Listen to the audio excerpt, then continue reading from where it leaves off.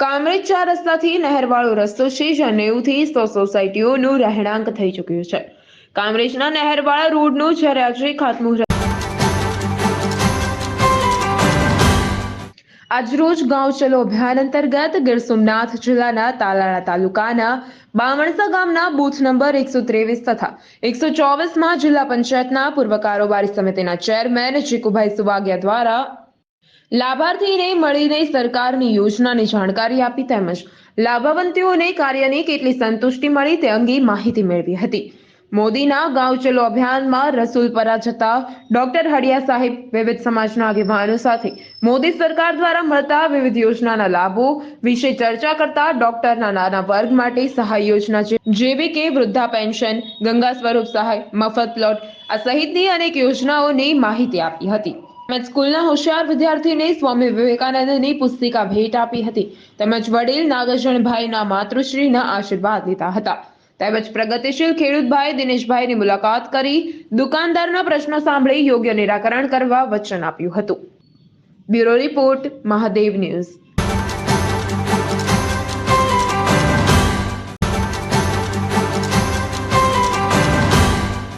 વડાપ્રધાન નરેન્દ્ર મોદીના વરદ હસ્તે વર્ચ્યુઅલ માધ્યમથી અને મુખ્યમંત્રી ભૂપેન્દ્ર પટેલના ગરિમામય ઉપસ્થિતિમાં ગુજરાતમાં વિવિધ આવાસ યોજનાઓ હેઠળ 2,933 કરોડના ખર્ચે કુલ 1,31,454 આવાસોનું ખાતમુહૂર્ત તથા લોકાર્પણ કરાયું.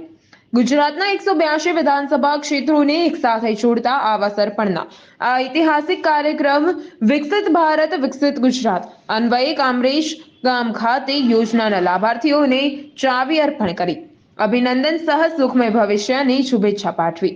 આ યોજના હેઠળ બનેલા આવાસો પૈકી ખૂબ મોટી સંખ્યામાં આવાસો મહિલાઓના નામે છે. તે ઘણા આનંદની વાત છે. આ આવાસોત્સવના અવસરે ઘરના ઘર થકી ગુજરાતના અનેક પરિવારોને સમૃદ્ધિની સુવાસ મહેકી ઉઠી છે અને પોતાના સપનાનું ઘર સાકાર થયું છે. ઉમેશ ગોંડલિયા, મહાદેવ ન્યૂઝ, સુરત.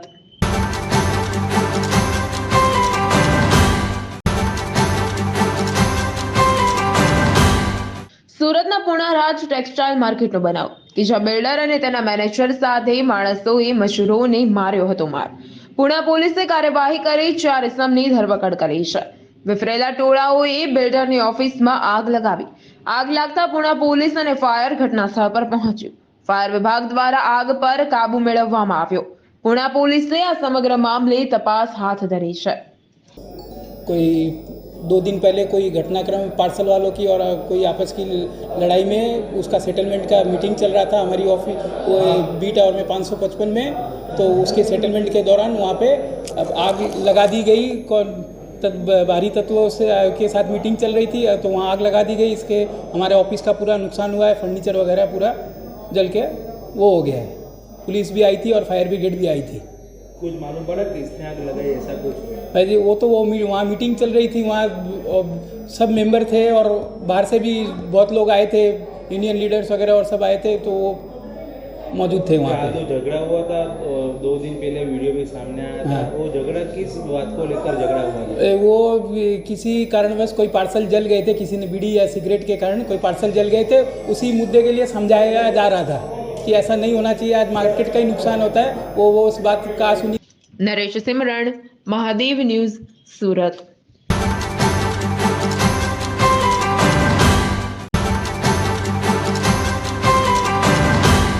સુરતથી અયોધ્યા જવા નીકળેલી આસ્થા ટ્રેન પર નંદુબાર નજીક પથ્થરમારો થયો.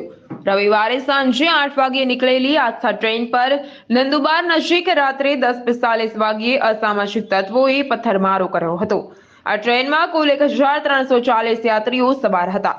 ટ્રેન પર સતત પથ્થરમારો વાગતા મુસાફરો ગભરાઈ ગયા હતા અને ડરનો માહોલ ફેલાયો હતો.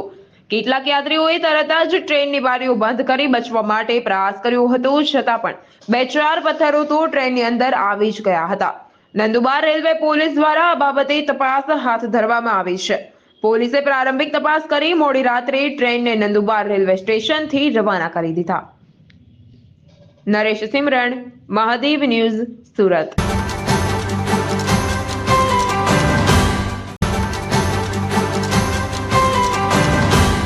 સુરતમાં અસામાજિક તત્વો બેફામ. સુરતમાં એક વિડીયો સોશિયલ મીડિયામાં વાયરલ થયો કે જેમાં એક ઇસમ સાયકલ ચાલક પાસેથી બળજબરીપૂર્વક વસ્તુ કઢાવતો હોવાનું સામે આવ્યું છે. વાયરલ વિડીયો લિંબાયતનો હોવાનું અનુમાન સેવાઈ રહ્યું છે.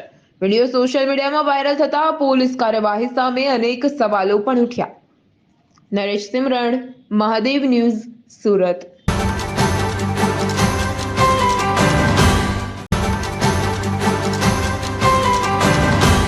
સુરતના લિંબાયતમાં અસામાજિક તત્વો દ્વારા લોકોને મારવાનો કેસ મામલો. વિડીયોને પગલે દોડતી થયેલી લિંબાયત પોલીસે નશાખોરોને પકડી સબક શીખવ્યો. સિકંદર અડેલ સૈયદ નામના શખ્સની ધરપકડ કરવામાં આવી.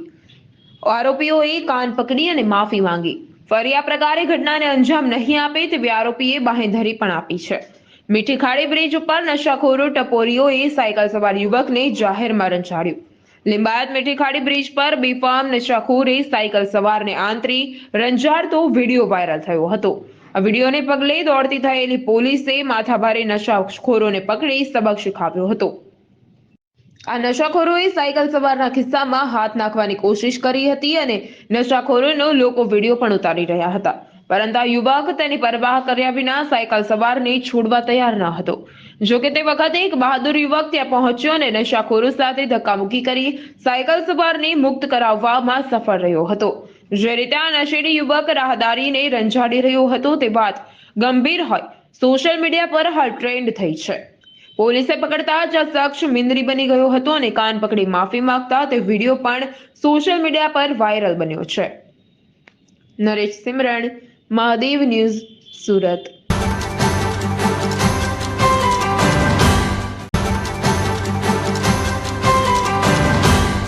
સુરત શહેરમાં સુવાલી બીચનું ડેવલપમેન્ટ કરાશે. બીચને 48 કરોડના ખર્ચે વિકસાવાશે. જે અંતર્ગત 24-25 ફેબ્રુઆરીએ બીચ ફેસ્ટિવલનું આયોજન કરાશે, જ્યાં સાંસ્કૃતિક કાર્યક્રમોની સાથે 24 મે સાંજે કીર્તિદાન ગઢવીનો ડાયરો યોજાશે. સુડાએ 10 કરોડ મંજૂર કર્યા છે, જ્યારે તબક્કાવાર 3 વર્ષમાં પ્રોજેક્ટ પૂરો કરાશે. 7 વર્ષ પહેલા દિવાળીમાં ફેસ્ટિવલ યોજાયો હતો ત્યારે પૂરતી સુવિધા પણ ન હતી. હવે સુવાલી સુધી 7 કરોડના ખર્ચે નવો રસ્તો બનાવી શૌચાલય સહિતની સુવિધાઓ બનાવાઈ રહી છે. 24 અને 25 મે સુવાલી ખાતે બીચ ફેસ્ટિવલ યોજાશે. ખાવાના શોખીન સુરતીઓ ફરવાની સાથે અહીં ખાણીપીણીની પણ મોજ માણી શકશે. અહીં ફૂડ સ્ટોલની સાથે ક્રાફ્ટના સ્ટોલ, સેલ્ફી પોઈન્ટ્સ અને ડાંગની વસ્તુઓને પ્રોત્સાહન આપવા માટે વિવિધ સ્ટોલ પણ મુકાશે. નરેશ સિમરણ, મહાદેવ ન્યૂઝ, સુરત.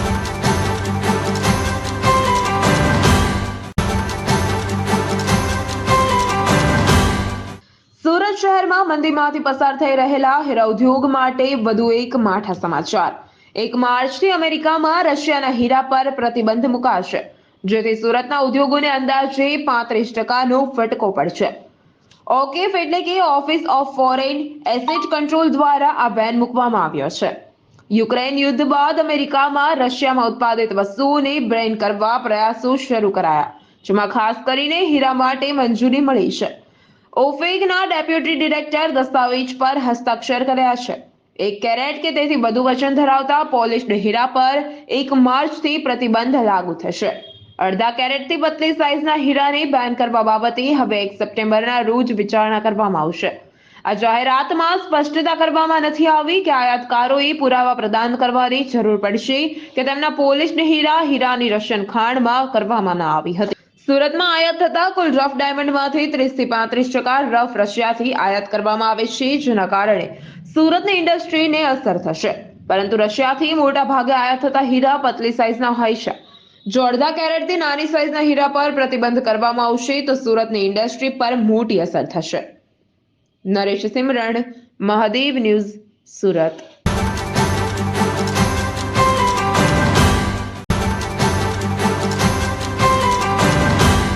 સુરતમાં પોસ્ટ ઓફિસમાંથી લોકો ફરી ડિજિટલ ગોલ્ડ ખરીદી શકશે. આ યોજનાનો લાભ જરૂરી પુરાવા જમા કરાવીને 12 થી 16 ફેબ્રુઆરી સુધી પોસ્ટ વિભાગે ડિજિટલ ગોલ્ડ સ્કીમ શરૂ કરી છે. 1 ગ્રામ ગોલ્ડના 6,263 રૂપિયા છે, જે 8 વર્ષ પછી મેચ્યોર થશે. ડિજિટલ ગોલ્ડ પાકશે ત્યારે આંતરરાષ્ટ્રીય માર્કેટમાં સોનાનો જે ભાવ હશે તે મળશે. આ ઉપરાંત દર વર્ષે 2.5% લેખી રોકેલી રકમ પર વ્યાજ પણ મળશે. પોસ્ટ ઓફિસ પાસેથી કોઈ પણ વ્યક્તિ ડિજિટલ ગોલ્ડની ખરીદી કરી શકે છે.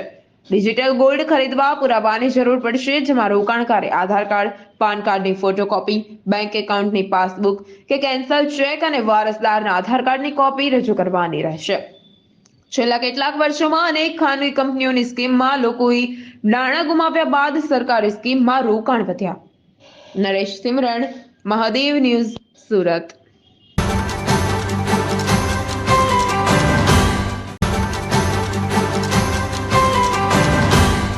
સુરતમાં એકતા ફિલ્મ એન્ટરટેનમેન્ટ દ્વારા એપ્રિલ 2024માં અવસર પ્રોગ્રામ કરવામાં આવી રહ્યો છે, જેમાં સેલિબ્રિટી સન્માન સમારોહ તેમજ સ્નેહ મિલનનું આયોજન કરવામાં આવશે. આવતી એપ્રિલ 2024માં ભવ્યથી ભવ્ય પ્રોગ્રામ યોજાશે, જેમાં ગુજરાતભરના ડાયરેક્ટર, પ્રોડ્યુસર તેમજ કલાકારો હાજરી આપશે.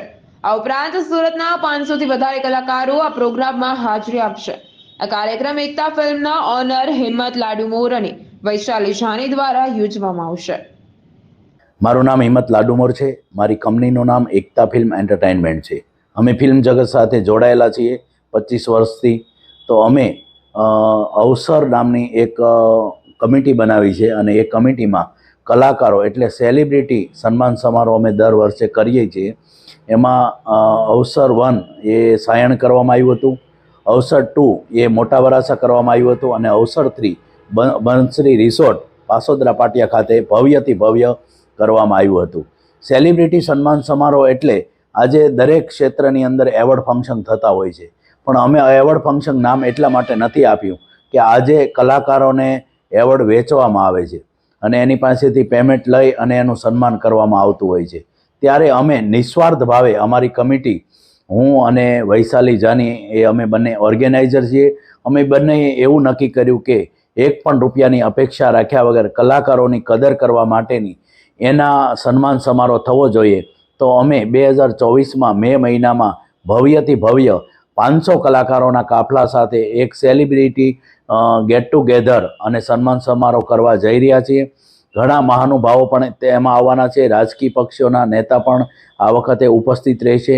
તેમજ મોટા કલાકારો અને નાના કલાકારોનું સમન્વય એટલે ગેટ ટુગેધર એટલે કરવામાં આવે કે નાના કલાકારોને મોટા કલાકારો દ્વારા સપોર્ટ મળે અને મોટા કલાકારોને જ્યારે નાના કલાકારોની જરૂર હોય તો સહેજથી એને કામ મળે. સુરતની અંદર એવા ભવ્યથી મોટા મોટા કલાકારોએ જ્યારે પગ માંડ્યો હોય અને એની કદર ન થતી હોય, એ કદર કરવા માટેની અમારી 20 જણાની કમિટી પગભર થઈ છે અને એને આગળ લઈ જવા માટે મારો અને વૈશાલી જાનીનો પૂરેપૂરો પ્રયાસ છે અને મે મહિનામાં ભવ્યથી ભવ્ય અમે અવસર પર લઈને આવી રહ્યા છીએ. નરેશ સિમરણ, મહાદેવ ન્યૂઝ, સુરત.